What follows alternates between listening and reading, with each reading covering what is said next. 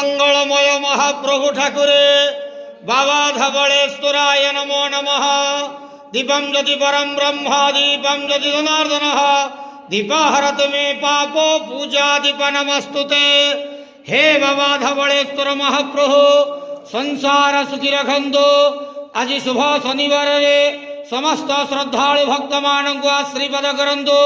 समस्त श्रद्धालु भक्त मानकर मनस्कामना पूर्ण करंदो। कर्म क्षेत्र उन्नति करंदो। ग्रहरिष्ठ मान खंडन करंदो। जगतर मंगल करंदो। विश्वर कल्याण करंदो। आपणकर नाम प्रकाश करंदो। सबकर डाक श्रवण करंदो। हे बाबा धवलेश्वराय नमो नमः। संसार सुखी रखंदो आनंदे के वार हरि बोलो।